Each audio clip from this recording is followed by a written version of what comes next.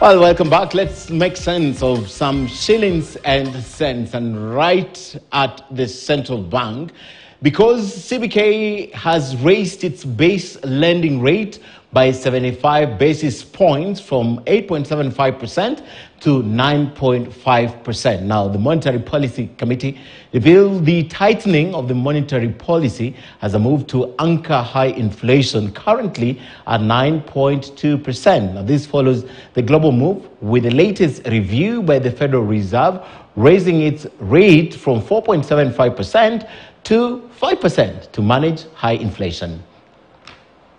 Right, whatever that means, you will learn tomorrow when we have the business show in the morning. Now, building on President William Ruto's pledge to transition to the green energy by the year 2028, that's in 5 years, experts are now urging the relevant authorities to consider extending incentives like tax holidays to businesses. Speaking right here in the capital during a stakeholders meeting organized by EALA, Energy Efficient Lighting and Appliances, the experts noted that this will accelerate transition to clean energy. Productive use of energy is very necessary to transform the lives of the people through utilization of energy appropriately to generate income. EAC partner states should work together to make laws, regulations that control the energy products that enter the market. The government has fully embraced the EALA project as it aims to create market and institutional conditions that stimulate the diffusion of energy-efficient lighting and appliances. It is indeed gratifying to note that this project is being implemented across all sectors within EAC and SADC regions. And in this era, we are working with partners to identify opportunities to our member states to create ecosystem that support industrial transformation, and that is to enable the emergence of businesses and industries along a clean energy value chain.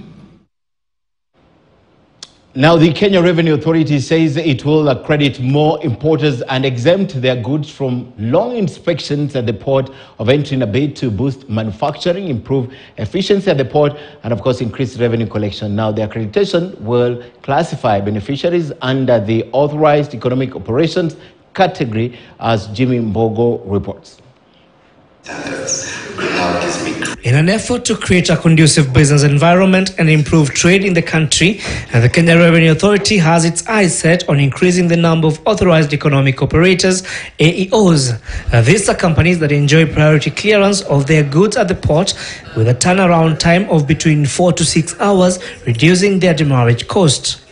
KRA is looking at increasing the number of these companies from the current 325 to at least 80% of the import sector in a bid to increase revenue contribution. Members of AEO contribute to 30% of KRA revenue that we collect at customs, not the larger KRA, but within customs, they contribute to 30%.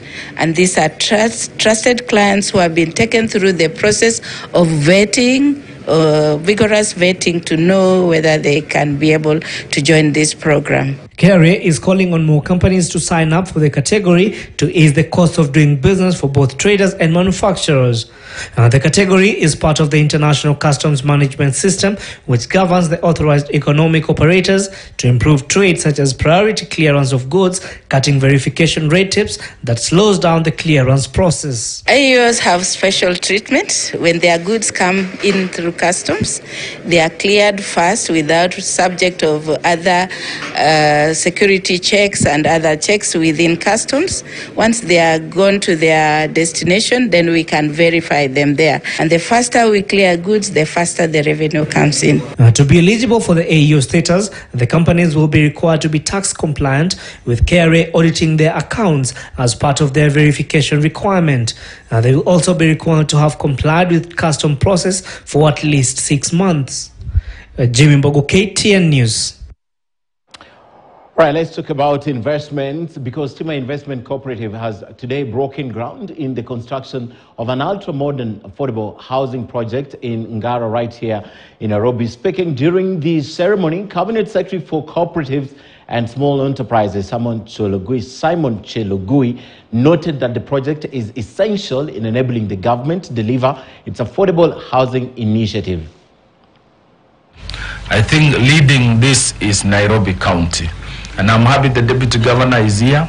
I'm happy with the partnership we are building now with Patch, the pensions, the SACCOs, and the banks, and even construction material suppliers.